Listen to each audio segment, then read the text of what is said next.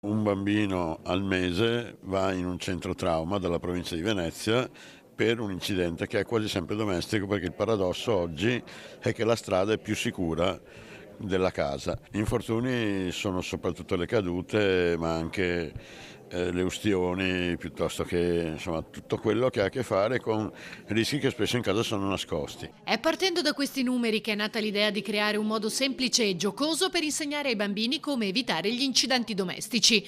K-Bimbo, il gioco prodotto da Ulstre, Fondazione di Venezia e Clementoni, unico in Italia, con un tabellone 112 carte e un vademecum che ora diventa strumento didattico delle 142 scuole primarie del territorio. Lavoriamo con le scuole, che sono il primo veicolo per noi importante per arrivare alle famiglie, per far capire quanto sia importante la prevenzione anche nei luoghi domestici. Quindi attraverso un gioco interattivo, quindi ci sono le famiglie assieme ai ragazzi, possono sperimentare e cimentare quello che sembra una banalità ma che provoca tantissimi incidenti domestici ogni anno. La prima consegna pubblica con il firmacopie di Clementone ai 100 alunni e alle 20 maestre dell'Istituto Giustina Regnier Michiel di Dorsoduro a Venezia. Noi che lavoriamo nella scuola sappiamo che l'aspetto ludico è importantissimo perché ci aiuta ad apprendere molto più velocemente, soprattutto a quest'età. Siamo onorati anche perché siamo scuole che promuovono la salute, facciamo parte di questa rete e quindi è un onore per noi ospitare questo evento. Credo che la USL veneziana abbia fatto un'ottima scelta,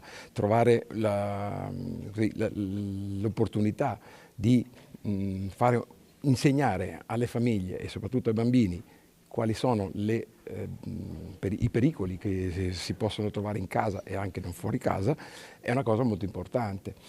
Imparare giocando è un po' il nostro simbolo e quindi quando ci hanno proposto questa iniziativa siamo andati diritti. Ogni bimbo ha ricevuto una copia del gioco impreziosita dall'autografo di Stefano Clementoni.